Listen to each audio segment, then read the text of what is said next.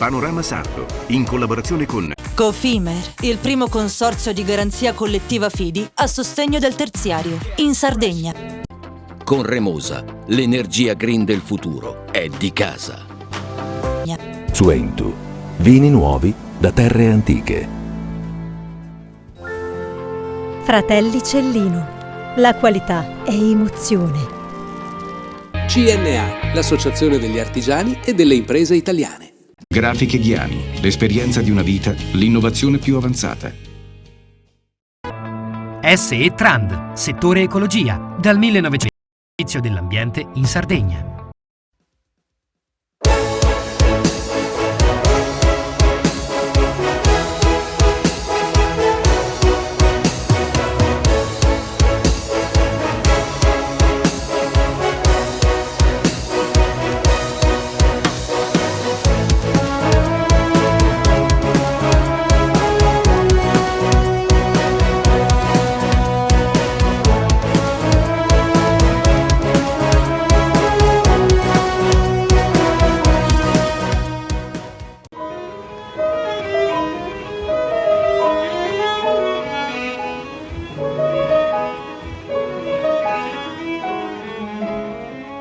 Ad Arbatax era riuscita a coronare il suo sogno di inaugurare il grande giardino coperto dei sensi e delle fragranze.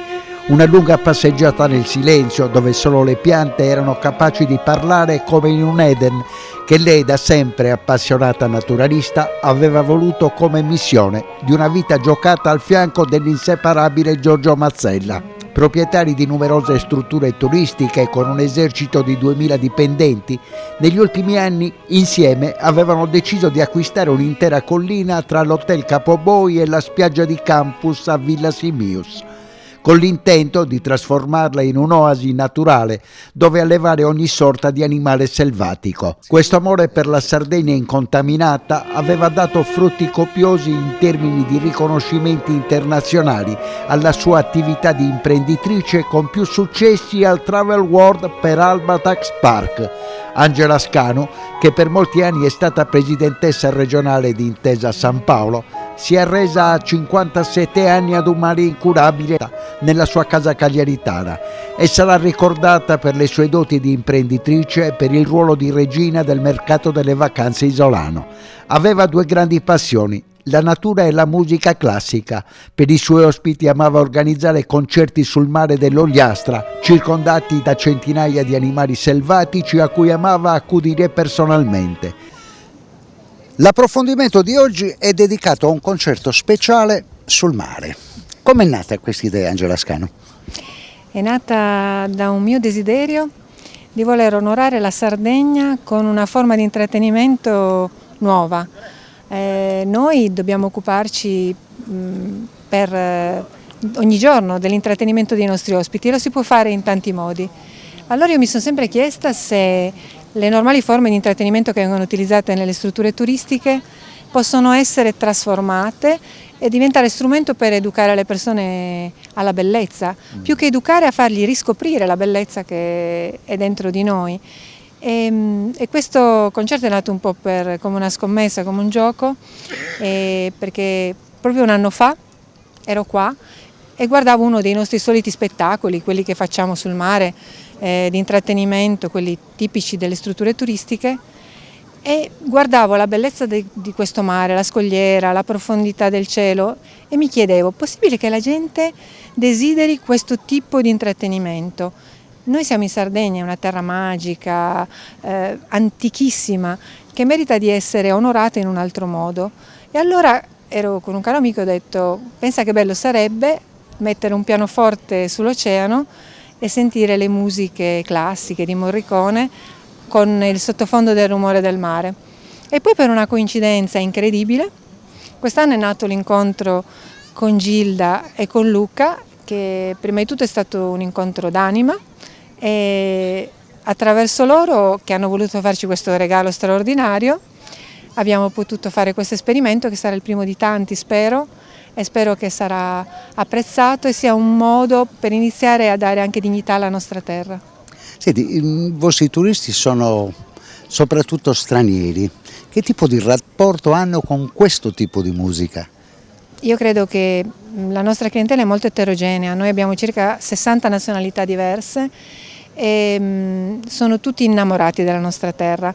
Siamo noi che dobbiamo imparare a raccontarla in un altro modo, a essere orgogliosi della nostra autenticità e a far vedere ai nostri ospiti la profondità della nostra terra. Noi lo facciamo anche nelle cose più semplici, i nostri bimbi fanno delle attività bellissime, perché anche qui noi ci dobbiamo occupare del loro intrattenimento, perché è un servizio, un'attività che è necessaria durante la vacanza, e allora abbiamo deciso di farlo facendo del bene ai bambini e dando loro la possibilità, attraverso il rapporto con la natura, di riscoprire la bellezza della creatività che c'è dentro ognuno di noi e che spesso viene diciamo sporcata da sovrastrutture, da desideri che non sono dei bimbi, oppure anche da un eccessivo contatto con quelli che sono gli strumenti tecnologici. Da noi i bimbi possono usare fare solo attività manuali, imparano a fare il pane, il formaggio con un pastore che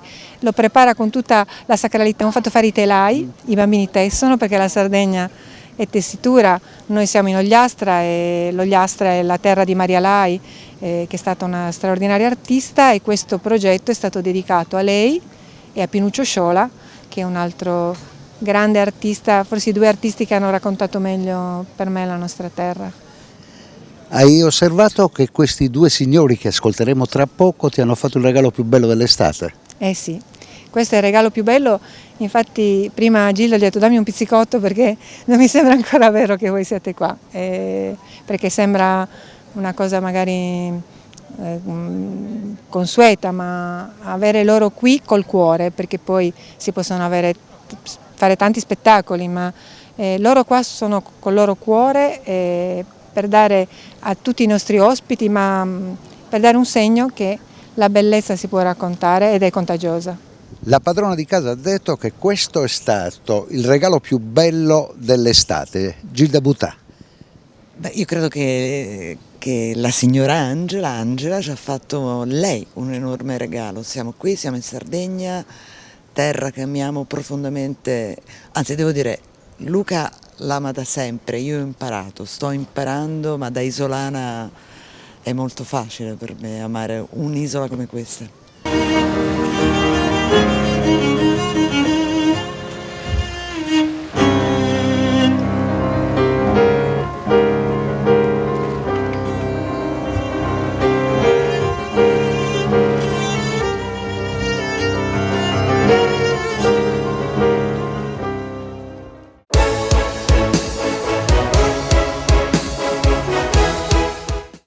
Cofimer, consorzio di garanzia collettiva Fidi, dal 1977 a sostegno del terziario. Il partner migliore nella ricerca di finanziamento più adatto a voi e nella trattativa per ottenere un fido alle migliori condizioni. Cofimer, il primo consorzio di garanzia collettiva Fidi a sostegno del terziario, in Sardegna. Esiste una terra famosa per il suo grano, dove da generazioni si tramanda l'arte della macinazione, che una famiglia ha trasformato nel metodo Alma a doppia decorticazione. Alma, dal latino anima, perché macina solo l'anima del chicco, quella più pura, che dà alla pasta un colore brillante e un gusto intenso. Così nasce la nuova pasta Cellino. Fratelli Cellino, Mastri Mugnai, dal 1955. Remosa, in attività in Sardegna dal 1955. Oggi è leader nazionale nello sviluppo del progetto Idrogeno Verde. Con Remosa, l'energia green del futuro è di casa. Difficile rapporto con le banche? Conta su CNA. CNA, l'associazione degli artigiani e del...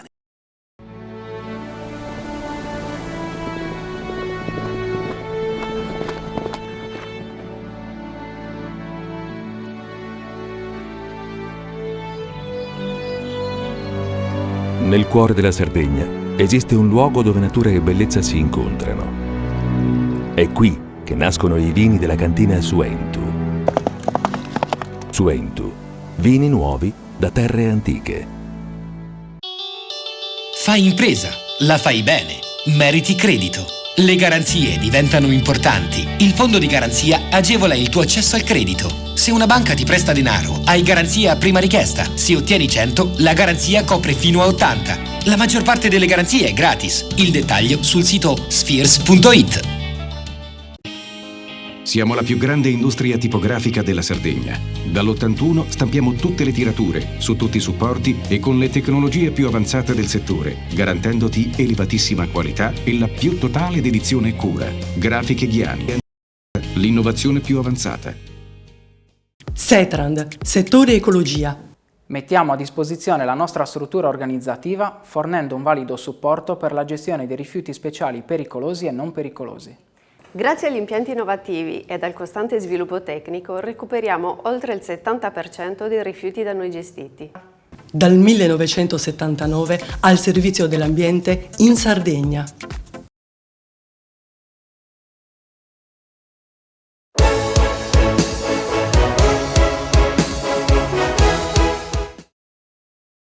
È sbarcato in Sardegna il segretario generale nazionale Luigi Sbarra per la proclamazione del nuovo leader della CISL sarda. Il 57enne Pierluigi Ledda, bancario, da 7 anni è segretario provinciale di Sassari. Succede a Gavino Carta, che ha guidato il sindacato per 2 mandati consecutivi. Noi oggi siamo qui per iniziare un nuovo percorso. Chiaramente non sta a me fare bilanci sulla CISL e anche della guida di Gavino Carta. Come in ogni organizzazione ci sono dei processi democratici che in qualche modo richiedono anche di fare delle verifiche. Il gruppo dirigente della CISL, tutto il gruppo dirigente, quasi all'unanimità, ha deciso di intraprendere un'altra strada, che è quella che oggi coroneremo con un nuovo segretario generale e una nuova segreteria. Le analisi le faremo dopo. La scorsa settimana c'è stato un incontro tra le organizzazioni datoriali e la candidata sindaca Alessandra Zedda in occasione di questo congresso della CISL. È anche il caso di parlare di quali sono le problematiche dell'area metropolitana. Ma le problematiche dell'area metropolitana diciamo che sono abbastanza stagnanti, nel senso che a Cagliari continuiamo a avere alcune criticità, a parte le questioni legate alla sanità che riguardano tutta la Sardegna, ma che chiaramente, avendo Cagliari le strutture ospedaliere più importanti, è chiaro che soffriamo in attesa di capire che taglio ci sarà anche per risolvere i problemi, anche per quelle fasce di popolazione che oggi non riescono più a permettersi di curarsi, devono decidere se curarsi oppure portare il pane a tavola.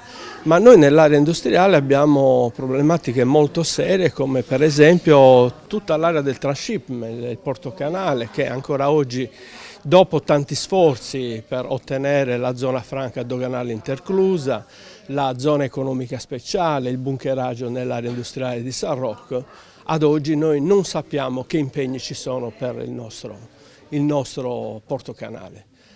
Dobbiamo capire anche un po' come si delineano gli scenari per quanto riguarda la prossima stagione turistica, con una continuità territoriale che è ancora molto lacunosa. Abbiamo la necessità di capire come si delineerà il progetto Sardegna sulla questione degli aeroporti. Qual è il pensiero della CISL su questo tema, quella della fusione dei 3 scali? Ma noi abbiamo deciso di assumere una posizione di prudenza in attesa di capire innanzitutto, se questo processo andrà avanti, quale sarà il progetto industriale, perché noi come sindacato rappresentiamo i lavoratori. Rappresentando i lavoratori, per noi le priorità sono i livelli occupativi, i contratti che si applicano, il piano industriale. Si parla di prospettive, noi vorremmo capire quali sono le prospettive, ma ad oggi, anche avendo avuto alcuni incontri anche in sede di Camera di Commercio, personalmente io faccio parte del Consiglio Camerale della Camera di Commercio in nomina di CGIL, CISL e UIL, però noi vogliamo capire anche con questa nuova giunta quali saranno le interlocuzioni, perché penso che ci sia bisogno anche di recuperare un percorso di partecipazione con le organizzazioni sindacali molto avanzato e condividere Camera di Commercio, forze politiche regionali al governo e organizzazioni sindacali, perché questo è un progetto molto importante per tenere qualcuno fuori, escluso da questo percorso. Ed eccoci con Mirko Idili, una novità nel Consiglio 2024-2028 della CISL, rappresenta la Gallura. Quali sono le problematiche della vostra zona, che viene definita la più ricca della Sardegna? Fino a pochi anni fa veniva descritta come l'Eldorado, come la terra in cui proliferava la ricchezza che veniva prodotta e ridistribuita sul territorio. Da un po' di tempo a questa parte, per fortuna, soprattutto dopo la pandemia, la macchina si è rimessa in moto. La Gallura rappresenta ancora la locomotiva economica della Sardegna, però bisogna essere coerenti, parte della politica nazionale, dell'azione di governo regionale, nel accompagnare lo sviluppo, affinché questo sviluppo anche in Gallura possa essere uno sviluppo inclusivo che metta insieme i territori, che metta insieme i giovani con gli anziani, che metta insieme i lavoratori con i disoccupati. Comunque la Gallura come reddito pro capite ha questo nome, ha questo certificato di ricchezza dell'isola, che è dovuto soprattutto a quello che è un progetto che sarà anche quello del futuro della Sardegna, un'isola improntata al turismo, all'agricoltura di qualità, all'artigianato. Esatto, il tasso di crescita delle imprese gallurese nel 2023 è stato il primo a livello nazionale, addirittura superando quello della provincia di Milano e della provincia di Roma. Le direttrici di sviluppo non solo dell'economia gallurese, ma direi dell'intera Sardegna, passano necessariamente dalla puntare con attenzione e con determinazione all'agroalimentare, al turismo e aggiungerei anche alla nautica. Per questo è necessario che da parte del governo nazionale e del governo regionale ci sia la capacità di fare quegli investimenti di sistema sulle infrastrutture materiali e immateriali che consentano a quell'economia di poter rappresentare un valore aggiunto per l'intera economia della Sardegna. Idili, un'ultima cosa, qual è il segreto del successo dell'area industriale di Olbia, a differenza di tutte le altre che sono in difficoltà? Intanto il primo elemento è che è stata baciata dal Signore, che è una terra meravigliosa. Dobbiamo ricordare la lungimiranza di un sindaco, di Michele di Olbia, che si oppose alla nascita di una industria chimica, mettendo le fondamenta perché nascesse un modello di sviluppo d'avanguardia che poi ha creato ricchezza che è stata ridistribuita nel territorio. L'altro elemento direi che è proprio la capacità del popolo gallurese, l'operosità del popolo gallurese, che a prescindere da chi li governa comunque lavora nell'interesse della collettività. Adesso andiamo alla pagina rosa della CISL, vissuta tanti anni di esperienza. Che tempi sono? Come ci stiamo? Abbiamo un nuovo governo regionale, abbiamo per la prima volta una donna alla guida della regione. Le tue riflessioni? Le mie riflessioni che è stato un passo importante al di là poi delle scelte politiche di ciascuno di noi e avere una donna presidente con delle sensibilità femminili che forse in questa regione sono particolarmente utili. È importante anche che ci siano 5 assessore donne, che quindi ci sia anche questa immagine. I tempi sono duri, sono comunque duri, restano duri, non basta cambiare il Presidente della Regione, i tempi sono ancora molto molto duri e noi dobbiamo cominciare a capire che tipo di regione abbiamo davanti. Ci vorrebbe proprio un'indagine sociologica per capire quanto è cambiata la Sardegna in questi anni nel dopo Covid. Rimanendo al femminile, la tua collega segretaria generale della UIL Francesca Ticca mi faceva osservare: la nuova Presidente sta incontrando tutti, ma noi del sindacato ancora non ci ha convocati. No, ancora no, so che qualche incontro informale con qualche categoria c'è stata. Aspettiamo a giorni l'incontro, magari la proposta di incontro. Noi adesso abbiamo rimesso su il nostro gruppo dirigente, quindi la segreteria, siamo al completo, siamo pronti ad affrontare qualche sfida, quindi aspettiamo arrivi da un momento all'altro la convocazione. Non credo che la Presidente della Regione possa minimamente pensare di fare a meno del sindacato in una regione come la nostra. Vuoi farmi un bilancio dei tuoi 7 anni con Gavino? Sono stati anni difficili, perché proprio difficile era il contesto che abbiamo vissuto, però abbiamo lavorato, abbiamo cercato di dare il meglio che ciascuno di noi era in grado di dare per il bene prima di tutto dei nostri iscritti, ma di tutti i lavoratori e della Regione Sardegna e dei cittadini sardi in generale. Questa nomina voluta fortemente dal sindacato perché ha presentato un programma molto completo e forte.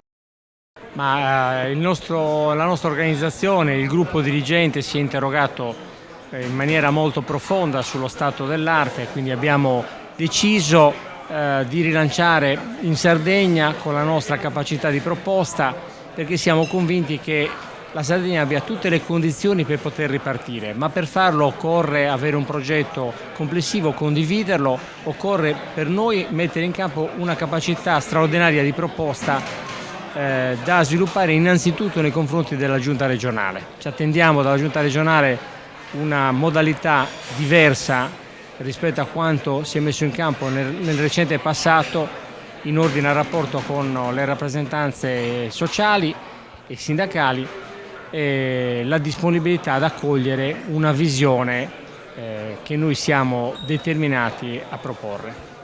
Uno stato generale della CISL che non ha visto tutte queste divisioni o queste fasi non complete del vostro sindacato? No, la nostra organizzazione è molto unita e coesa, ha fatto delle riflessioni anche critiche al suo interno in ordine alle nostre responsabilità, perché ci sono responsabilità anche nel campo sindacale in ordine a come la Sardegna si trova, ma principalmente stanno in altri campi. Noi siamo assolutamente interessati a un programma riformista che sappia guardare alle peculiarità della Sardegna, inserendole in una dinamica nazionale europea, mettendo in campo molta attenzione sui percorsi di sviluppo, sui percorsi di rilancio, sulle politiche per il lavoro, sulle politiche per attrarre investimenti e imprese sul territorio, perché siamo convinti che i nostri lavoratori, i nostri giovani debbano avere la possibilità di vedere messi a frutto le loro competenze in questa nostra regione. La presenza anche del segretario generale Sbrocca, che rapporto ha con lui? Abbiamo visto un intervento molto forte, molto sentito e molto condiviso dalla platea. Il segretario generale in questi anni è stato capace di dare una forte scossa identitaria alla nostra organizzazione, a evidenziare alcune proposte innovative che hanno consentito alla CISL di emergere nel campo, nel panorama sindacale nazionale, ci hanno permesso di crescere come adesioni e come iscritti e hanno consentito ai lavoratori, ai pensionati, alle pensionate di poter intravedere alcuni importanti risultati che sono indubbiamente interessanti. Noi sappiamo che tutto ciò è importante ma non è sufficiente, ci sono tantissime cose da fare, c'è tanto da lavorare per poter offrire al Paese, alle persone una prospettiva. Siamo anche convinti che alcune questioni debbano essere realizzate sin da subito. Ma le prime cose da fare saranno senz'altro riprendere il filo del discorso con CGIL e UIL, saranno riprendere il filo del discorso con le istituzioni regionali, a partire appunto dalla Presidente Todde, ma comunque insomma tutti gli assessori, saranno riprendere il filo del discorso con le imprese che caratterizzano insomma una parte importante della nostra relazione. c'è molto da fare, c'è da condividere quelle che sono le sfide e le risposte. Le sfide sono più chiare, sulle risposte c'è da discutere.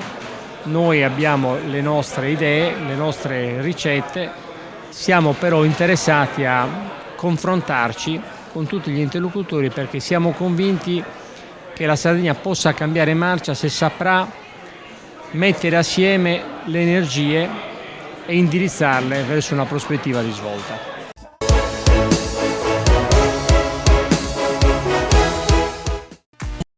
Consorzio di garanzia collettiva Fidi dal 1977 a sostegno del terziario. Il partner migliore nella ricerca di finanziamento più adatto a voi e nella trattativa per ottenere un fido alle migliori condizioni. Cofimer, il primo consorzio di garanzia collettiva Fidi a sostegno del terziario, in Sardegna.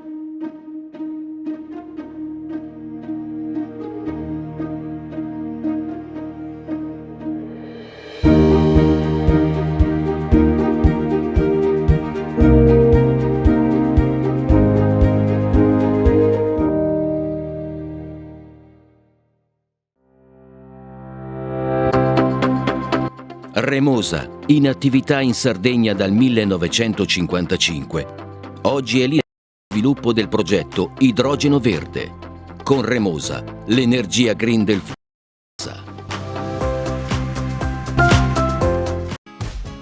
Fai impresa, la fai bene, meriti credito. Non c'è solo il credito bancario. Con i mini bond e le cambiali finanziarie coperti dal fondo di garanzia, i tuoi progetti trovano nuovi investitori che credono in te. Contatta Spheres.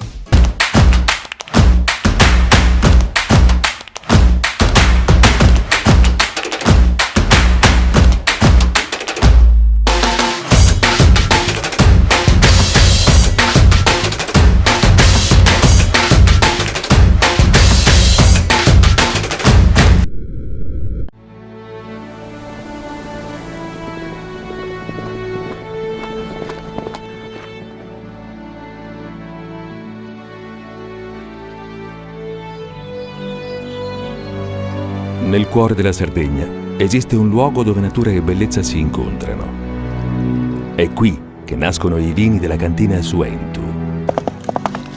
Suentu, vini nuovi da terre antiche. Toffie e più efficienza? Conta su CNA. CNA, l'associazione degli artigiani e delle imprese italiane. Setrand, settore ecologia. Siamo in grado di attivare il servizio di pronto intervento ecologico in caso di emergenza e con potenziale contaminazione delle matrici ambientali. Forti delle nostre competenze e dei nostri mezzi, realizziamo bonifiche di siti inquinati anche da amianto. Dal 1979 al servizio dell'ambiente in Sardegna.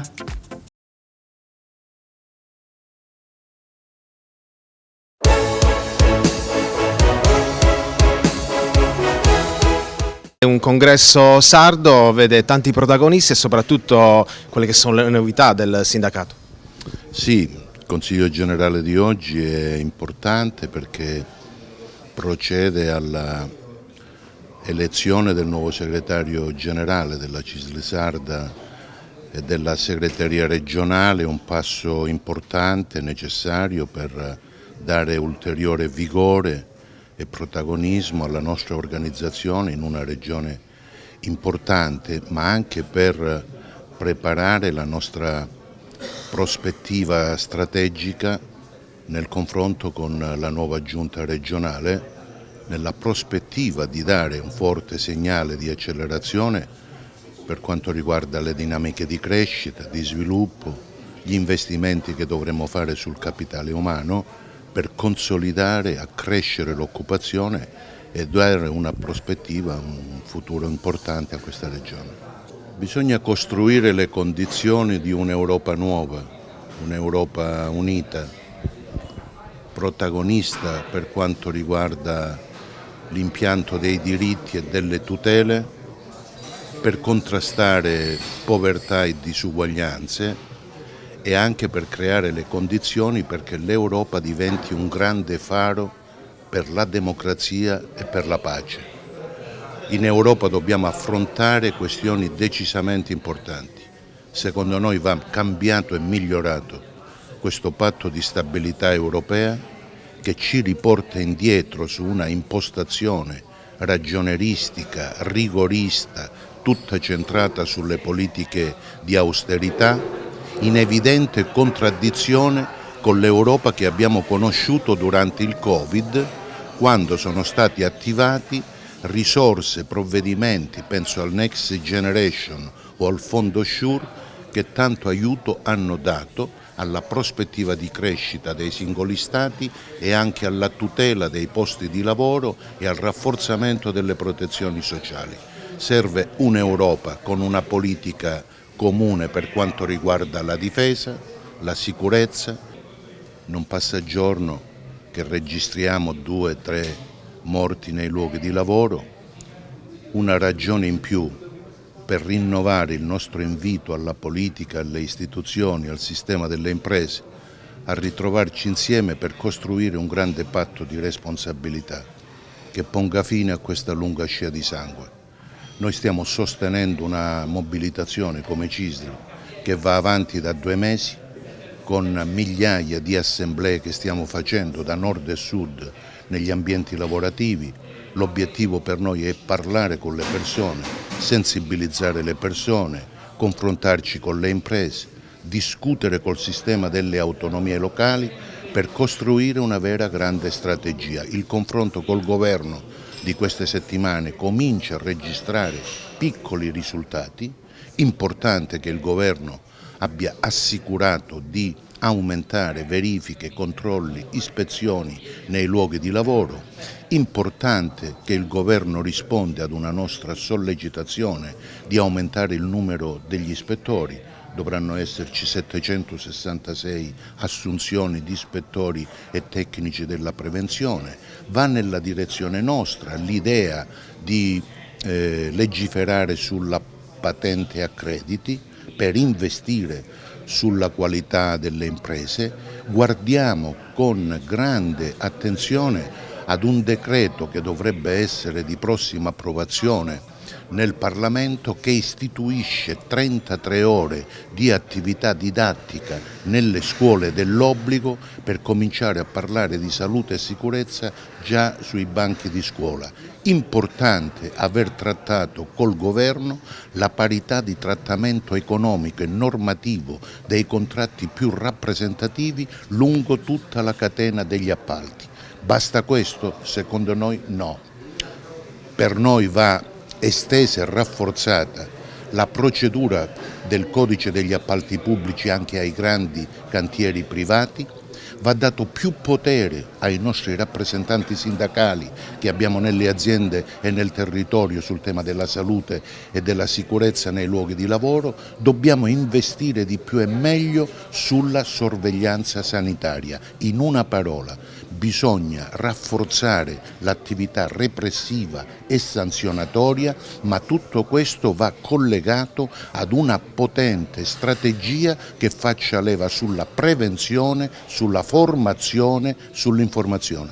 Serve un'Europa che valorizzi la contrattazione collettiva e la partecipazione, e da questo punto di vista pensiamo che l'appello che va rivolto alle forze politiche e ai candidati di vivere la nuova legislatura europea come una vera fase costituente che aiuti l'Europa a diventare protagonista nella nuova ridefinizione geopolitica mondiale globale, nel senso che ci sono misure importanti, per esempio questa scelta del governo di integrare e coordinare tutti i fondi che arrivano dall'Europa, e cioè tenere insieme in una strategia le risorse del Piano Nazionale di Ripresa e Resilienza, quelle dei fondi strutturali con il Fondo Sviluppo e Coesione.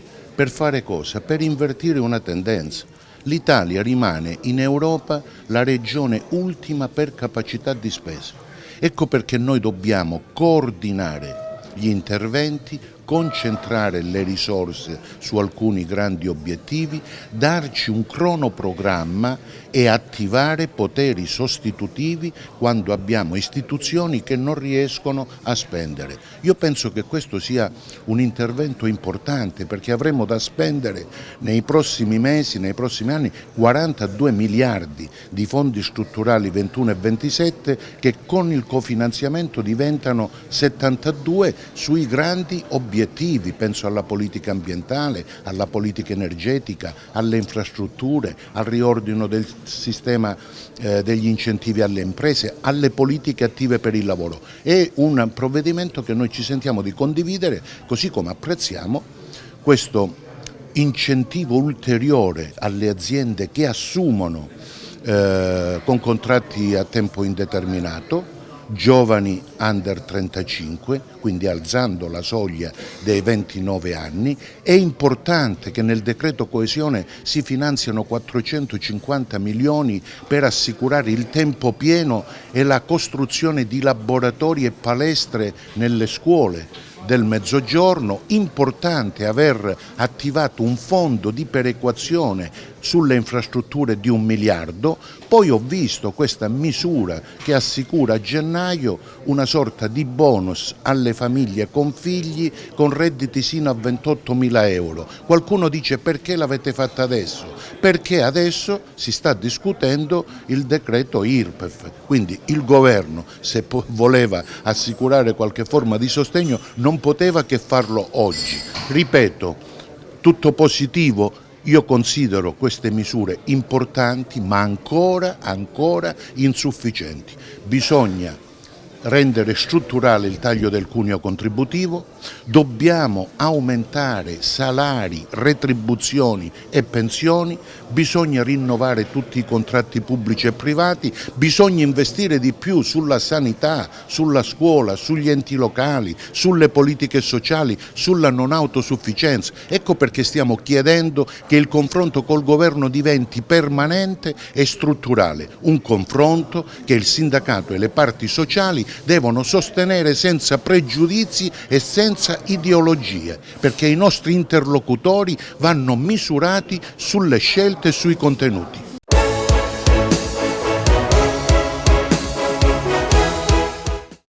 Cofimer, Consorzio di Garanzia Collettiva Fidi, dal 1977 a sostegno del terziario. Il partner migliore nella ricerca di finanziamento più adatto a voi e nella trattativa per ottenere un fido alle migliori condizioni. Cofimer, il primo consorzio di garanzia collettiva Fidi a sostegno del terziario, in Sardegna. Siamo la più grande industria tipografica della Sardegna. Dall'81 stampiamo tutte le tirature, su tutti i supporti e con le tecnologie più avanzate del settore, garantendoti elevatissima qualità e la più totale dedizione e cura. Grafiche Ghiani, l'esperienza di una vita, l'innovazione più avanzata.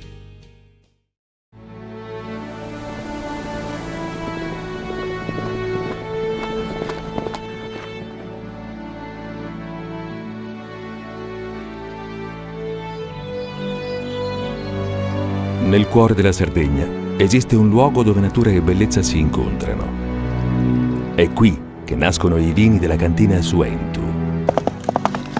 Suentu, vini nuovi da terre antiche. Nessuno lotta per la tua impresa? Conta su CNA. CNA, l'associazione degli artigiani e delle imprese italiane. Remosa, in attività in Sardegna dal 1955. Oggi è leader nazionale nello sviluppo del progetto Idrogeno Verde. Con Remosa, l'energia green del futuro è di casa. Fai impresa, la fai bene, meriti credito. Le garanzie diventano importanti. Il fondo di garanzia agevola il tuo accesso al credito. Se una banca ti presta denaro, hai garanzia a prima richiesta. Se ottieni 100, la garanzia copre fino a 80. La maggior parte delle garanzie è gratis. I dettagli sul sito sfirso.it. Fratelli Cellino, mettiamo la nostra qualità in buone mani. La farina per i professionisti. Nuovo molino, nuove farine. Setrand, settore ecologia. Mettiamo a disposizione la nostra struttura organizzativa fornendo un valido supporto per la gestione dei rifiuti pericolosi e non pericolosi, in linea con la nostra certificazione EMA. Dal 1979 al servizio dell'ambiente in Sardegna.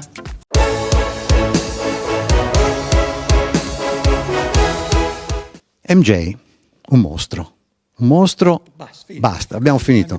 Però molti hanno detto che un certo Scottie Pippen, forse senza di lui, non avrebbe avuto tutte quelle chance, oppure quell'altro, quello Rodman, cioè aveva una squadra che comunque gli permetteva a lui di essere, lui era un eroe fisicamente e anche dal punto di vista tattico e tecnico, però avere attorno una squadra che permette di farti giocare, diciamo che è già qualcosa di vantaggioso. Stasera la metto nello spettacolo che di solito non la metto. Cioè Phil Jackson, quando ha Michael Jordan davanti e tutti e due capiscono che l'uno può far vincere l'altro, gli dice una frase tratta da Herman Hesse, dal Lupo della Steppa: la forza del lupo è il branco, la forza del branco è il lupo. Credo che sia proprio questa cosa che hai detto tu raccontata alla Phil Jackson. No, poi lui aveva tutto, aveva il fisico, aveva il cervello, era nato per il basket. Certo, assolutamente. Non è lo sport di famiglia, i Jordan sono piccoli, lui è un'eccezione, lui era pensato per il baseball, che era lo sport di suo padre. Poi nello spettacolo si racconta una storia un po' particolare, sua madre è preoccupata perché questo bambino non può crescere oltre la genetica e quindi si inventa qualche cosa di esoterico, ovvero sia dice: tu prova a mettere sale nelle scarpe. E lui in un'estate, senza che si sia una ragione plausibile, passa da 1,76 a 1,91 e continuerà a crescere fino a 1,97 a 1,98. Cioè già questa storia qui ti fa capire che c'è un destino, è scritta da qualche parte. Spero che fosse sale fine, non sale grosso. Non lo so, non glielo abbiamo mai chiesto. Allora, di tutta la vita di MJ ci sono i suoi campionati, ci sono i Chicago Bulls, però poi lui ha continuato, non è che è una persona che si è distaccata dal mondo come imprenditore anche non oltre riesce a stare fermo, questo è evidente, ma non ha mai neanche vagamente pensato di allenare, perché avrebbe reso la vita impossibile ai suoi giocatori. Quando ci ha provato Magic Johnson è durato poco, Bird ha durato poco, perché questi campioni non capiscono perché questi non capiscano, ma il problema sono loro, non gli altri.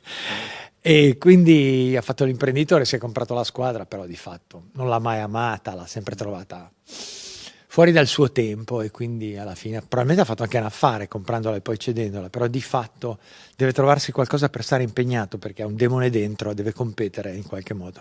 Tu sei sempre stato nel mondo dello sport, anche con Casalini, quando parlavate di altre, ma come ti è venuto in mente? Perché celebrare lui? Cioè fare uno spettacolo che celebra un giocatore? Questa è veramente una bella domanda, perché la direttrice del teatro sardo, Valeria Ciabattoni, ha preteso che fosse uno spettacolo che non avevamo mai fatto, e io non sapevo cosa scegliere.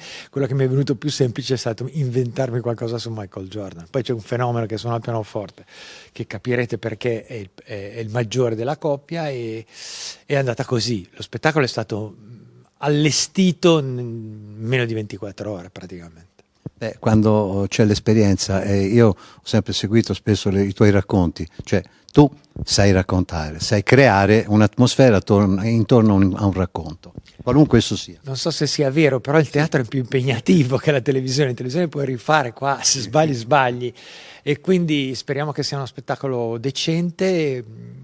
Mi dispiace da morire che ci sia gente fuori che non può vederlo, perché sono le cose più tristi del mondo, secondo me. L'ultima intervista l'ho fatta a Solfrizzi quando è venuto qui. Alla fine anche lui ha detto: sono dispiaciuto. Quanto tempo fa? 2 settimane fa. Quindi non succede mai niente. Non succede niente. Oristano è una città statica, la sua amministrazione è statica e siamo statici. Ho già avuto problemi in Sardegna quando ho espresso delle opinioni, quindi non dico niente. Però è una cittadina buona, tutto sommato. Quindi. Mi ha fatto piacere camminare un po' oggi e vedere della gente che abita il luogo, nel vero senso della parola. A Oristano, se non abiti il luogo, non vivi. Non vivi. Ho avuto anche io questa sensazione. Complimenti comunque, mi fa piacere. Il teatro sarebbe anche bello poi, veramente piccolo ma sincero. No. E quindi come Oristano? Come Oristano. A posto. Ne hanno fatto un altro piccolo abbozzo, ma quello ancora più piccolo, quello mi pare sono 60 posti. No. Ok. È troppo duro. Niente altro da dire che mi fa piacere essere qui stasera e quindi seguirò lo spettacolo con molta attenzione. No, vediamo, magari se trovi il modo per dare un'opinione alla fine, perché sai la genesi, c'è uno spettacolo inventato quasi dal nulla per i voleri della signora Divina Ciabattoni, e quindi noi facciamo quello che possiamo, però c'è una cosa, Jordan è veramente uno degli uomini più trasversali della storia dell'umanità. Assolutamente, è un personaggio che vive oltre il suo tempo, anche vivrà oltre il suo tempo, capita a pochi. Buon lavoro. Grazie, un piacere. Grazie mille.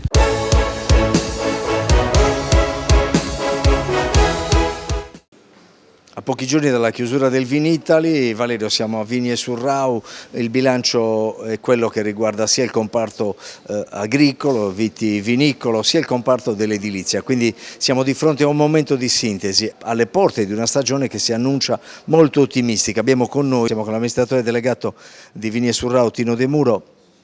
Insomma, è un momento difficile, facile da capire? È un momento in cui bisogna stare molto attenti. Noi che operiamo nel nord della Sardegna e guardiamo per certi prodotti anche verso il resto della regione, la penisola e nel mondo, perché appunto ci affacciamo ai mercati internazionali, guardiamo, non dico con apprensione, però con attenzione, perché bisogna capire i momenti che cambiano, i tempi che cambiano. Ora, non c'è un allarme così grave, però ci sono segnali di ripensamento su alcune cose. Io penso che con la nuova stagione turistica intanto il settore vitivinicolo avrà nuovamente una bella ripresa, perché è previsto che soprattutto dalle nostre parti, in Costa Smeralda e in Sardegna in generale, è prevista una presenza abbastanza massiccia. Speriamo sia di qualità e che duri nel tempo. Ecco, allora i segnali economici per voi imprenditori molto importanti, ce ne può citare uno? Allora, intanto bisogna precisare che partiamo da una situazione un po' alterata del dopo Covid. Ricordiamo tutti i bonus, i 110, i sovvenzionamenti, i rinfrescamenti dei mutui che erano tutti in corso per tutte le aziende, che però dal 2024 riprendono a essere pagate dopo la moratoria fatta per legge in questi 2 anni che non si dovevano pagare le rate. Oggi, con un mercato che zoppica e che fibrilla soprattutto nei tassi, ha fatto aprire gli occhi e ha calato nella vera realtà gli imprenditori. Ora, non bisogna mai perdere il controllo, bisogna ripiegarsi le maniche, adeguarsi, fare un po' di attenzione sulle spese e stare attenti anche a come ti proponi sul mercato. Io penso che abbiamo già passato il periodo di incertezza e siamo già in un momento di ripresa. Poi con la nuova giunta regionale si spera che si possa programmare bene e andare avanti anche con, non dico sovvenzionamenti e sostegni, però la politica deve fare la sua parte, un territorio ben organizzato, un territorio programmato e soprattutto con una continuità territoriale e politica può guardare bene il futuro, perché la Sardegna merita e ha prospettive buone per il futuro. Ecco, lei ha già incontrato la neopresidente Todde, cosa vi siete detti, cosa ci può dire? Ma con la presidente Todde, la quale io gli ho fatto i miei complimenti perché ha fatto una campagna elettorale, intanto come si è proposta all'attenzione della Sardegna, è stata capita. Non era facile. Non era facile ed è stata super votata ed accolta con entusiasmo da più parti. Ora bisogna dargli tempo, c'è molto da fare, da programmare, ha le idee chiare, ha un bagaglio culturale, professionale e di esperienza non indifferente che alla politica serve, aria fresca e soprattutto ha esperienze anche internazionali e questi porteranno sicuramente alla regione molta positività. Ha fatto una bella squadra. Ho parlato con alcuni assessori, con quello dell'agricoltura e con quello del turismo, con i quali ho una certa confidenza e che mi hanno permesso di scambiare qualche opinione. Si stanno guardando intorno e stanno programmando, parlando con i vari rappresentanti di categorie, parlando con le maestranze generali, regionali, penso che vogliono fare le cose per bene. Io ho fiducia. Quindi parliamo di Franco Cuccureddu al turismo e Gianfranco Satta all'agricoltura. C'è una comunicazione di vecchia data? Beh, intanto per alcuni di loro sono i nostri giovani di un tempo, e quindi noi crediamo se sono arrivati a quella seggiola vuol dire che abbiamo seminato bene, questo mi fa piacere e onore. E poi molti provengono dal mio percorso politico e quindi li guardo con piacere e ancora mi onorano di scambiare qualche consiglio, qualche opinione. Se ci fosse da fare una cosa oggi su domani, la Giunta su quale argomento dovrebbe intervenire? Intanto dotare tutti i territori dei piani, di tutti i piani, sia nel comparto agricolo, c'è l'introduzione della nuova politica comunitaria europea, politica agricola comunitaria, che bisogna adeguare le strutture, adeguare le regole. All'interno delle coste bisogna attuare i piani urbanistici, di conservazione, di quant'altro. Bisogna riprendere in mano la programmazione generale e soprattutto che i comuni costieri, i comuni montani abbiano tutto un filo conduttore, perché fino ad oggi è mancato questo, riprendere una programmazione seria. Per quanto riguarda i trasporti? I trasporti, c'è stata la crisi anche delle aziende, delle società, non è solo un problema della regione, per dire il vero. Oggi ci sono nuove aziende, soprattutto a livello di aeroporti e di trasporto aereo, che si stanno affacciando. Alcune, senza far nome, ma hanno interesse ad investire in Sardegna. Io penso che bisogna ascoltarli, bisogna tener conto di una continuità territoriale intelligente, che non dico che bisogna viaggiare gratis, perché questo non lo fa nessuno, però bisogna facilitare, soprattutto non solo d'inverno, dove è facile prendere un aereo, soprattutto nei periodi caldi, parlo delle feste e dell'estate, bisogna non avere quel vulnus delle prenotazioni, dei prezzi eccessivamente cari, quindi che diventa anche una brutta propaganda, diciamo così. Molte volte non è neanche vero, però viene utilizzato. Andare in Sardegna costa troppo, è impossibile. Chissà se andiamo, ma chissà se torniamo quando si deve tornare. Ecco, questo bisogna eliminarlo. L'utente oggi vuole certezza, vuol decidere oggi per domenica prossima vado e torno. Bisogna adeguarsi a questi tempi. Chiudiamo con la transizione energetica. La spaventa l'invasione di pale eoliche, di pannelli, di prati, di stese, di fotovoltaico? A me non è mai piaciuto questo tipo di investimento.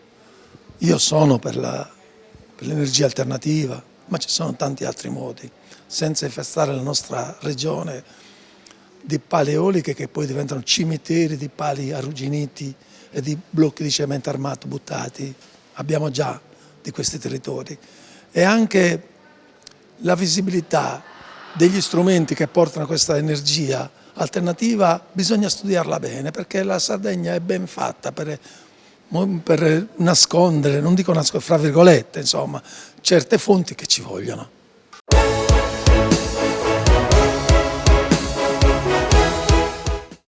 Cofimer, consorzio di garanzia collettiva Fidi, dal 1977 a sostegno del terziario. Il partner migliore nella ricerca di finanziamento più adatto a voi e nella trattativa per ottenere un fido alle migliori condizioni. Cofimer, il primo consorzio di garanzia collettiva Fidi a sostegno del terziario, in Sardegna.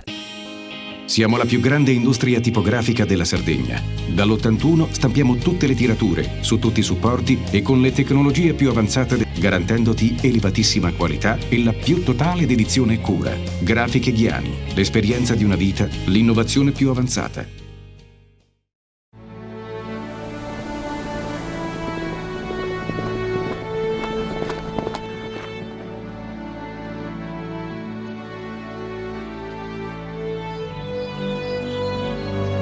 Nel cuore della Sardegna esiste un luogo dove natura e bellezza. È qui che nascono i vini della cantina Suentu.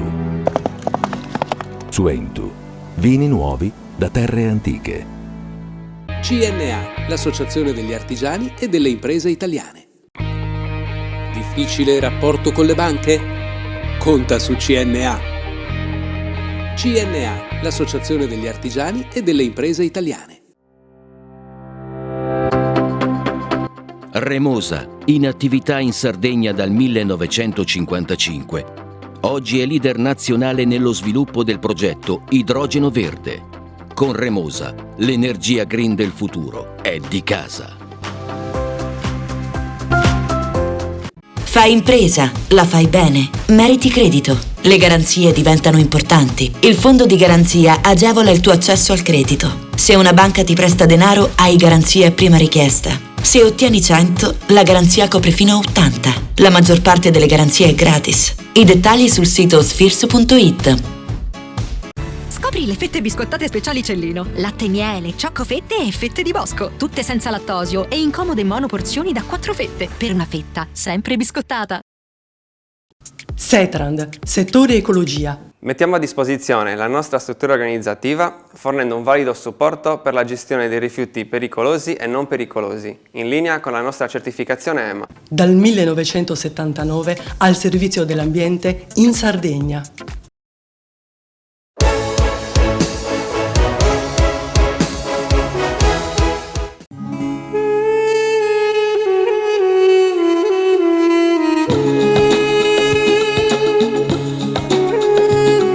A Fordongianus, un piccolo centro nella valle del Tirso a 27 km da Oristano con meno di 1000 abitanti, conosciuto soprattutto per le sue acque termali, si è rinnovato l'evento annuale Con Forum, le giornate dedicate al connubio tra artigianato e turismo. Un appuntamento nel corso del quale si insegna a poter scoprire comunità nelle quali assaporare la bellezza del paesaggio, dei beni culturali e della vita tradizionale delle arti e dei mestieri artigiani. Turismo esperienziale è questo il nome tecnico che gli addetti ai lavori danno ad un processo di avvicinamento al territorio in cui il visitatore fa esperienza, prova ad entrare in sintonia con il luogo che visita. 2 giornate nel corso delle quali il paese, con le sue case storiche, ha accolto le esposizioni ed i laboratori didattici per giovani di ogni età che hanno creato le loro opere, maschere, prelibatezze culinarie, giocattoli, tessuti e ceramica sono solo alcuni dei tanti laboratori proposti. Valorizzare il territorio di Fordongianus attraverso le arti, i mestieri, i beni culturali e le specificità dei prodotti del settore agroalimentare per un progetto fortemente voluto dalla Proloco locale e dal Comune per incrementare le occasioni e fornire possibilità di rinascita economica e sociale di comunità troppo spesso non centrali rispetto ai grandi flussi turistici e di interesse di marketing.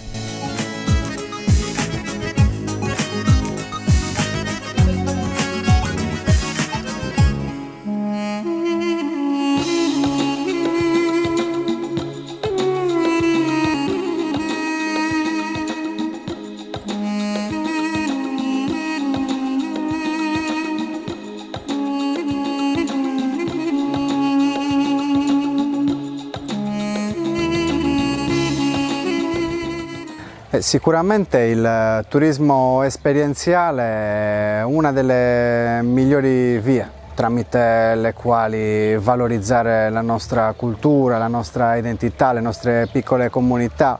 Si fa tanto parlare di destagionalizzazione, si fa tanto parlare di turismo delle aree interne. Io penso che il turismo esperienziale sia uno dei migliori modi per riuscire a favorire lo sviluppo, contrastare anche lo spopolamento dei nostri piccoli centri, consentendo ai ragazzi di rimanere nelle proprie comunità e a tutti coloro che abitano i nostri paesi di condividere le proprie identità, la propria storia, le proprie tradizioni, condividendo il nostro valore, la nostra storia, alimentandola, cercando anche soprattutto di creare quello che è un indotto che consenta ai nostri paesi, alle nostre comunità di sopravvivere in questo momento storico. Quindi sicuramente è qualcosa su cui lavorare, qualcosa su cui lavoreremo e ci impegneremo nei prossimi anni.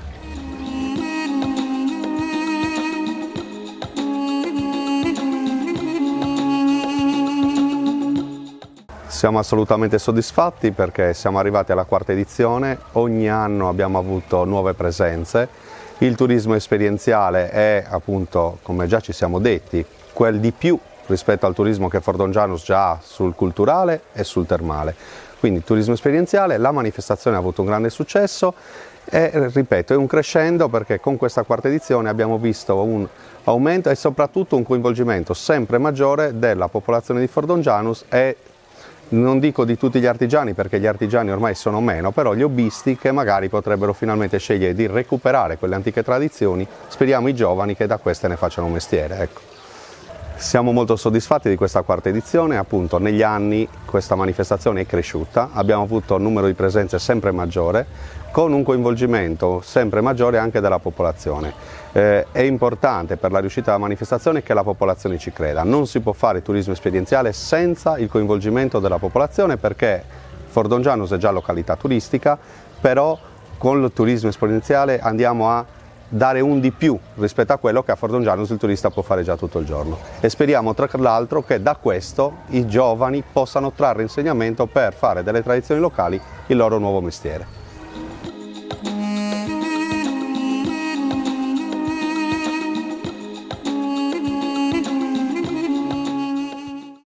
Oggi finalmente abbiamo visto una manifestazione che io volevo, cioè i turisti che arrivano, contenti, felici dell'organizzazione e chiaramente questo ci rende felici. Siamo stanchi, probabilmente si vede, però questo grande impegno che abbiamo profuso per questa manifestazione ci consente di essere felici, gioiosi e speriamo che nel prossimo avvenire questa situazione diventi sempre più importante in modo tale che la gente venga a Fordongianus e si renda conto delle bellezze, dell'ospitalità, della storia che Fordongianus può dare e può continuare a dare.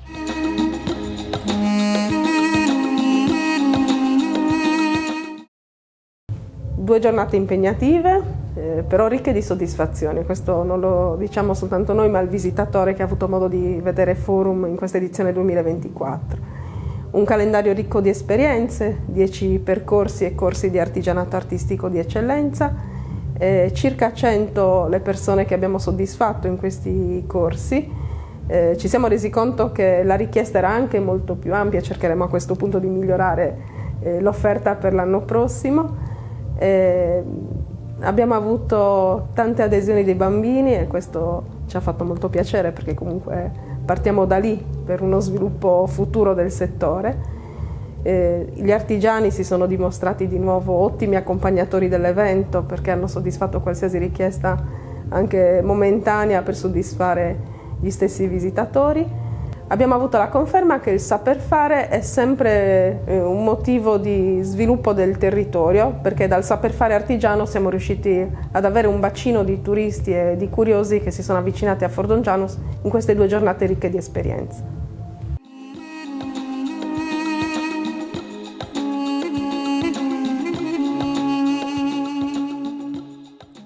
Forum, un'esperienza tutta da vivere, è un progetto innovativo che prevede la partecipazione attiva del turista. Il turista non è più protagonista passivo di un racconto culturale, ma attivo di un'esperienza del fare.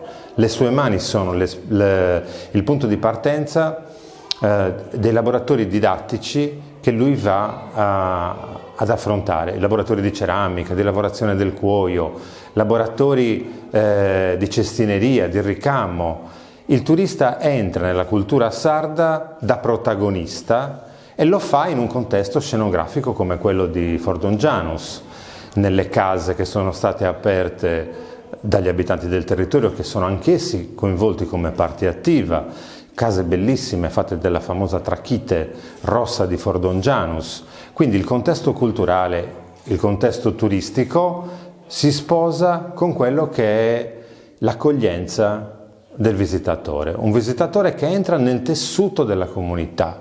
Questa è la forza di questo laboratorio. Siamo in un'area interna della Sardegna, siamo in un periodo magico come quello della primavera e tutto concorre a fare di questa visita a Fordongianus una vera esperienza, o meglio un bagaglio di esperienze che poi il visitatore porta a casa sua, ne parla agli amici e pian piano innesca quel meccanismo di passaparola che permette al territorio di crescere e permette al territorio di valorizzare e preservare anche quelle che sono le proprie tradizioni.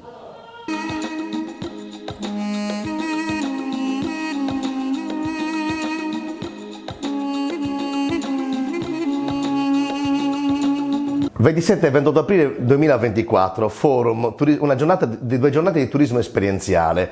Cosa abbiamo fatto? Abbiamo fatto un sacco di cose con i bambini e pure con i grandi. Dalla parte divulgativa, quindi di raccontare cos'erano questi spazi, da chi erano vissuti nel passato, a quello che praticamente hanno ospitato in questi giorni. Nel caso mio che faccio artigianato artistico, quindi abbiamo prestato artigianato artistico contemporaneo in legno, è quello che si può fare pure con i ragazzi più piccoli, con i bambini più piccoli, utilizzando lo stesso tipo di materiale.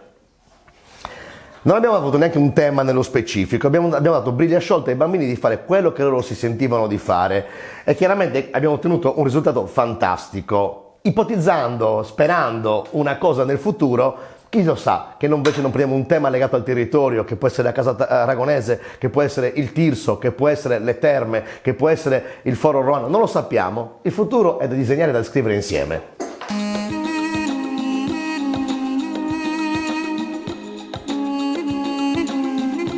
Sì, le aree in tutta la Sardegna può fare turismo, non tutti allo stesso modo. Fordongianus diciamo che è un po' privilegiata in questo senso perché ha molteplici attrattori, ha l'attrattore termale che è un attrattore importante da valorizzare attraverso una rete delle 4-5 realtà importanti che ci sono assieme a Sardara, Santa Maria Coghinas, il Gocceano con Benetutti, Bultei e poco altro in Sardegna. Ma è anche un bellissimo, oggi lo vediamo proprio il sito in cui siamo, attrattore culturale con queste bellissime terme romane e con altri resti che si trovano nel centro, le strade romane.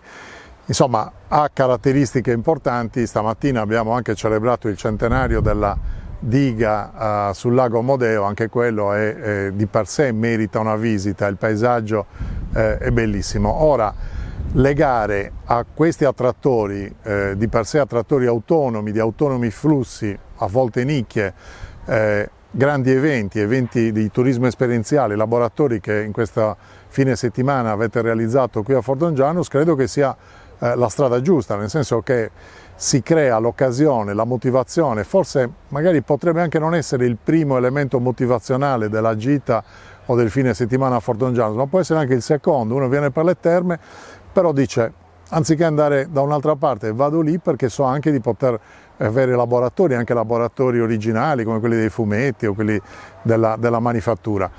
Quindi quello di Fordongianus secondo me può essere un esperimento replicabile anche in altre aree della Sardegna, sicuramente da valorizzare, sicuramente anche attraverso la revisione che faremo della legge 7, io credo che dovremo incentivare questo tipo di eventi, valutando anche le diverse stagionalità, perché dire che alcuni eventi non vanno finanziati se sono in altissima stagione va bene dove l'altissima stagione è identificabile. Il turismo balneare luglio-agosto è l'altissima stagione, ma qui per esempio l'altissima stagione non è quella.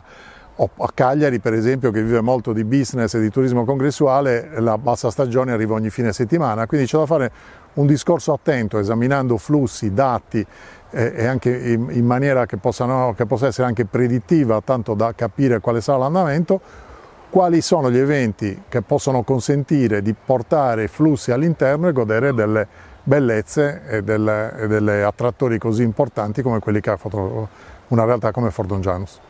Il turismo è strettamente legato ai trasporti e credo che in una revisione della legge numero 1, quella che organizza gli assessorati, andrà creata una sinergia forte, se non un unico assessorato. È vero che i trasporti si occupano anche della mobilità dei sardi e non solo quella dei turisti, ma è evidente che ci deve essere una strettissima sinergia.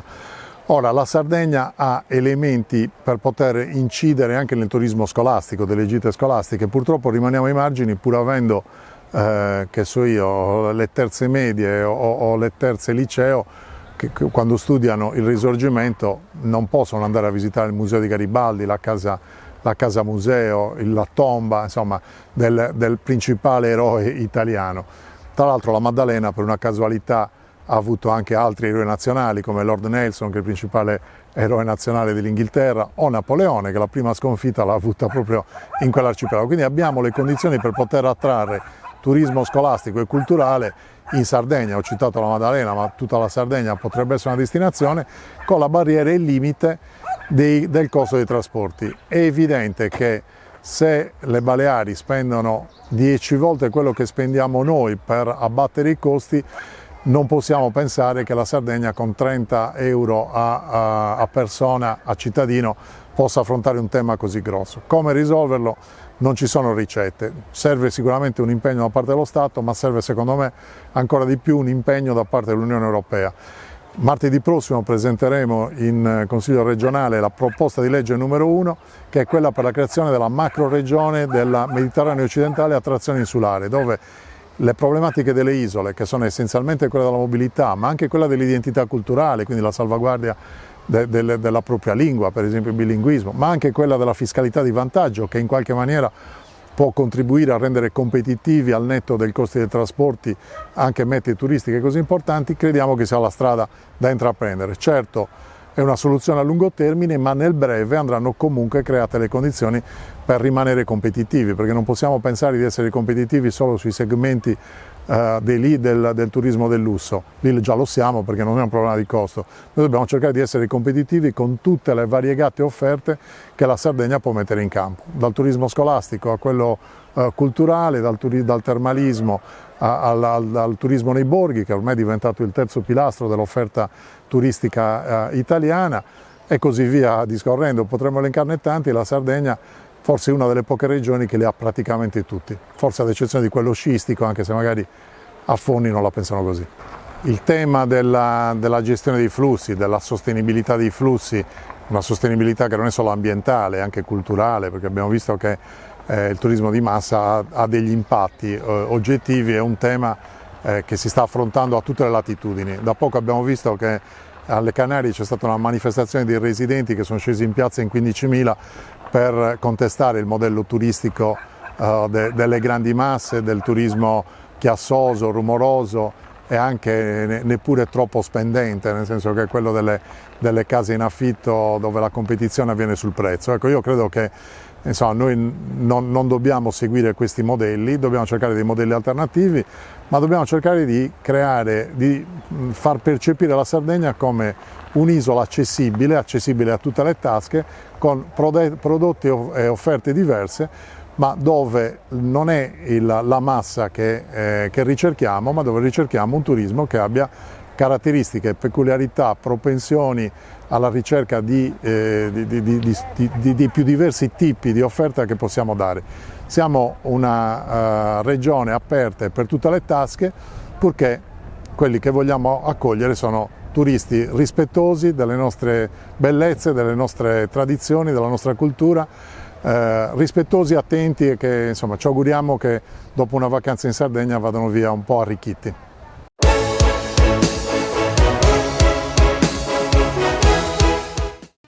Cofimer, consorzio di garanzia collettiva Fidi, dal 1977 a sostegno del terziario. Il partner migliore nella ricerca di finanziamento più adatto a voi e nella trattativa per ottenere un fido alle migliori condizioni. Cofimer, il primo consorzio di garanzia collettiva Fidi a sostegno del terziario, in Sardegna.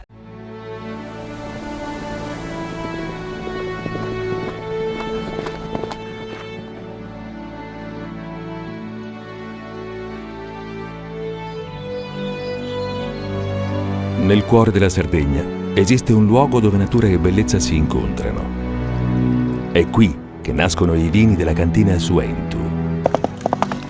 Suentu, vini nuovi da terre antiche. Meno scartoffie e più efficienza? Conta su CNA. CNA, l'associazione degli artigiani e delle imprese italiane. Fai impresa, la fai bene, meriti credito. Le garanzie diventano importanti. Il fondo di garanzia agevola il tuo accesso al credito. Se una banca ti presta denaro, hai garanzia a prima richiesta. Se ottieni 100, la garanzia copre fino a 80. La maggior parte delle garanzie è gratis. Il dettaglio sul sito spheres.it. Remosa, in attività in Sardegna dal 1955. Oggi è leader nazionale nello sviluppo del progetto Idrogeno Verde. Con Remosa, l'energia green del futuro è di casa. Tutto inizia da un amore. Le farine, i mangimi, la pasta, le fette biscottate, la distribuzione l'attenzione, l'ospitalità. Dal 1953, Gruppo Cellino. Non c'è limite ai sogni. Siamo la più grande industria tipografica della Sardegna. Dall'81 stampiamo tutte le tirature, su tutti i supporti e con le tecnologie più avanzate del settore, garantendoti elevatissima qualità e la più totale dedizione e cura. Grafiche Ghiani, l'esperienza di una vita, l'innovazione più avanzata. Setrand, settore ecologia. Forti delle nostre competenze e dei nostri mezzi, realizziamo bonifiche di siti inquinati anche da amianto. Mettiamo a disposizione la nostra struttura organizzativa fornendo un valido supporto per la gestione dei rifiuti pericolosi e non pericolosi, in linea con la nostra certificazione EMA. Dal 1979 al servizio dell'ambiente in Sardegna.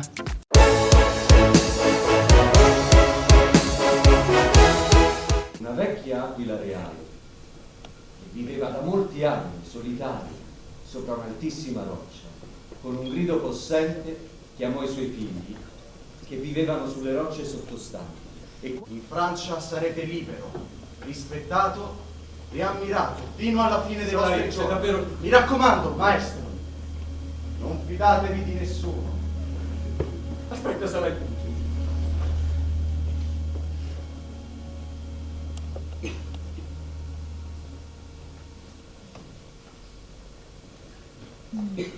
Ma Lisa, vi aspettavo per domani, mi avete colto impreparato. Domani ho già un impegno, sono venuta qui per di persona, ma vi ho disturbato. Nessun disturbo, anzi, possiamo lavorare se avete del tempo a disposizione. In vero speravo che me lo chiedeste. Al solito posto allora. Sì. Prendo la tavola. È sempre la stessa tavola. Siete sempre la stessa persona. Non proprio. Valeria, bentornata a casa. Ok, dopo tanto pellegrinare. Allora, il teatro avete concluso dicendo che sta morendo e quindi cercate di lanciare un messaggio alle persone che potrebbero, anche perché l'arte, diciamo, più immediata, al di là del cinema e della televisione, l'arte immediata, quella che ti mette a contatto con le persone e che ti lascia anche la possibilità di esprimere qualcosa, è il teatro. Un teatro che purtroppo sì, è vero, però se c'è la passione, ecco, la tua passione, tu sei nato a Oristano, poi sei andata a Roma, poi sei andata in giro per il mondo. Esatto, sono stata all'estero, tra Londra e Los Angeles, sono tornata a Roma e poi adesso mi faceva piacere portare qualcosa nella mia città. Ok. Questi signori che sono insieme a te, come vi siete conosciuti? Questo è il fantastico cast, alla sua destra c'è il mio collega, noi abbiamo creato un'associazione insieme che è Dada Arti Performative. Luca Laviano, mio collega, abbiamo creato insieme un'associazione no profit, siamo Dada Arti Performative e facciamo spettacoli, laboratori per bambini, eventi, di tutto, per adulti, bambini di ogni età in realtà. Noi ci conosciamo in realtà da 10 anni forse. Da una decina, da più di 10 anni. Eravate in fasce? Grazie, ma no, cioè, si vede il capello bianco. No, ci conosciamo da 10 anni, abbiamo lavorato insieme in diverse compagnie e poi abbiamo deciso, insomma, di ufficializzare la nostra, insomma, la vostra unione artistica e abbiamo fondato Dada Arti Performative. Poi abbiamo alla tua destra? Abbiamo degli attori che sono stati selezionati appositamente per questo spettacolo, quindi hanno superato le audizioni, i provini che abbiamo tenuto. Gianluca Savino. Salve.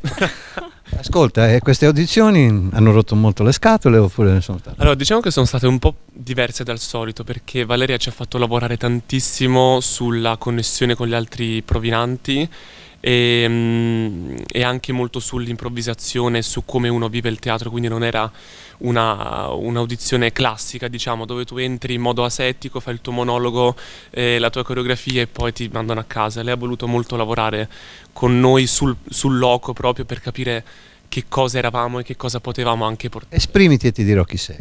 Esatto, esattamente. Qual è la tua parte?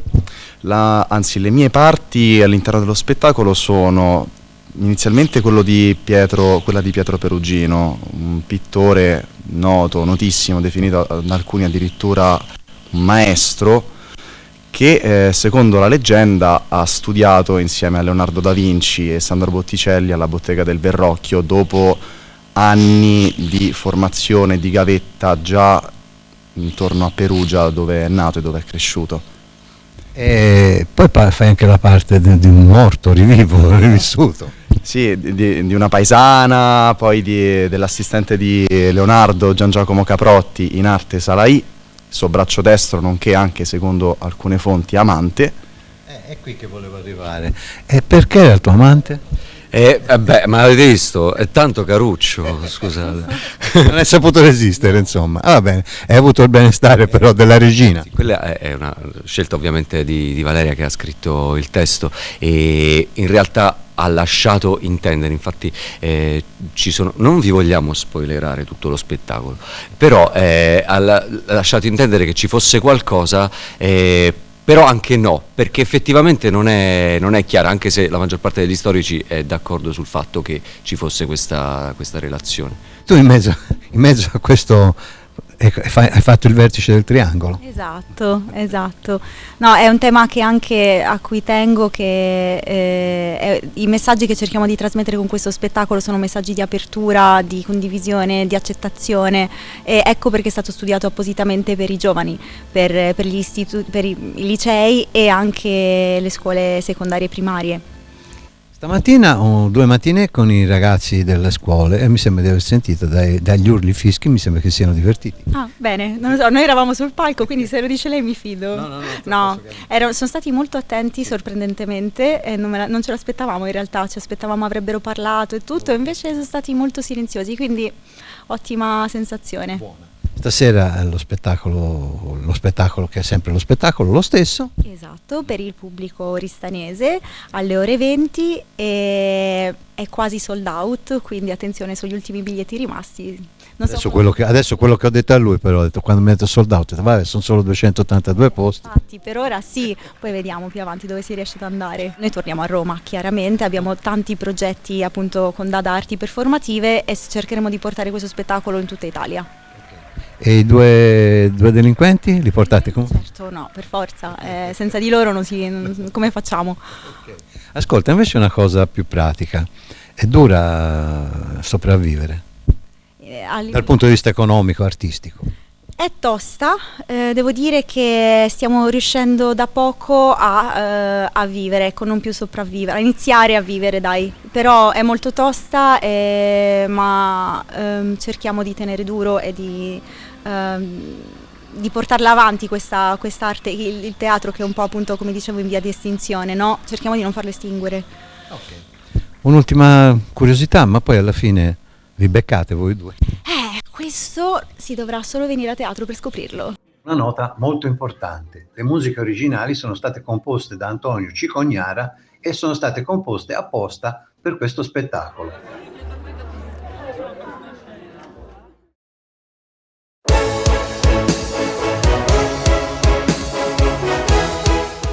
A divenire, così noi lo abbiamo interpretato, a una mappa di quelle che sono le aree idonee per poter poi, e non idonee, per poter poi ubicare questi impianti. Sappiamo tutti che però, per quanto riguarda, come dire, la giurisprudenza costituzionale, in materia di energia è lo Stato che ha il potere di autorizzare le concessioni e anche di individuare le aree idonee.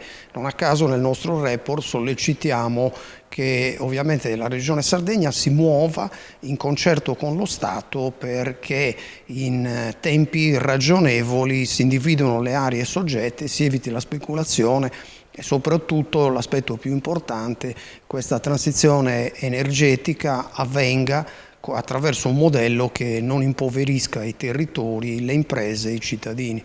C'è un numero che ha fatto clamore tra quelli riportati nel vostro dettagliato report.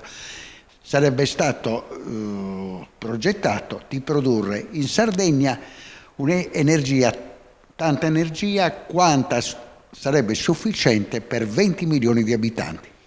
Beh sì, siamo appunto di fronte, dobbiamo tener conto, lo riportiamo, che le richieste ovviamente di connessione alla rete devono attraversare una procedura molto complessa, tendenzialmente mediamente vanno in porto dopo un numero di anni che è significativamente oltre i 7-8 anni.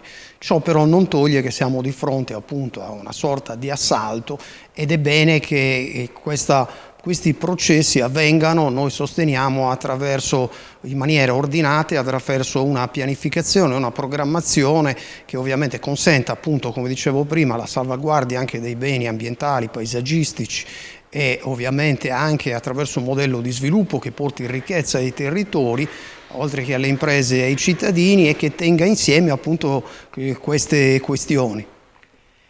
Ricordiamo che nel corso delle nostre chiacchierate periodiche avevamo portato avanti anche il vostro progetto che riguardava il fotovoltaico nei capannoni delle imprese. Ecco, infatti un modello, noi diciamo, di transizione energetica per essere sostenibile e soprattutto per distribuire, affinché questo business arrivi anche alle imprese e ai cittadini in maniera diffusa, noi pensiamo che debba anche ispirarsi e tener conto, per esempio, dell'autoproduzione e dell'autoconsumo. A questo proposito abbiamo appunto presentato una proposta già 1 anno e mezzo fa alla Regione che dice: sosteniamo attraverso l'istituzione di un credito d'imposta del 50% le imprese che investono nel fotovoltaico ubicando appunto gli impianti sopra i capannoni.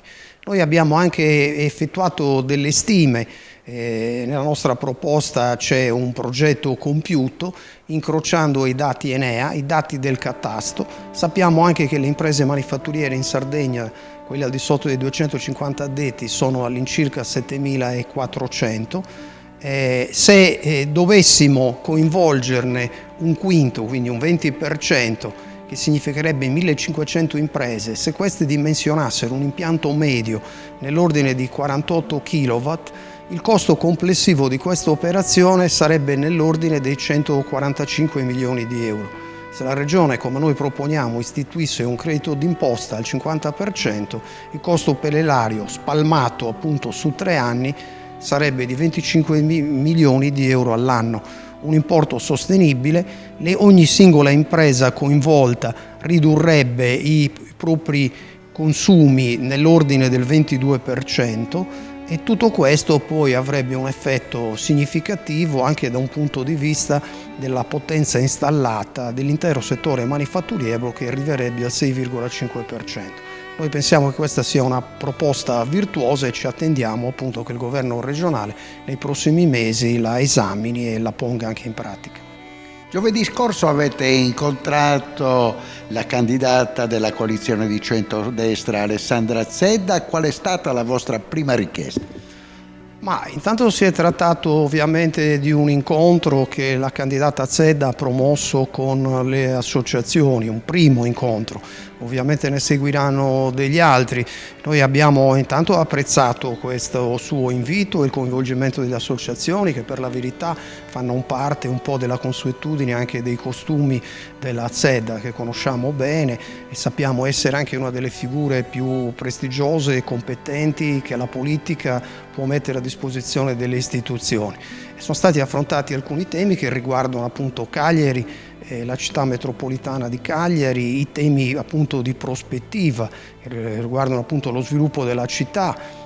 Alcuni di questi, per esempio le politiche sul lavoro, i temi che riguardano la ricettività, i cantieri in città, le politiche di sviluppo e anche tutta la parte che poi riguarda appunto alcune aree che soffrono, Sant'Elia con alcuni progetti molto importanti, lo sport, il centro congressi e poi Cagliari, città che è al centro diciamo del Mediterraneo, e quindi ovviamente tutte le politiche per quanto riguarda sono molto importanti per un progetto di rilancio di quest'area.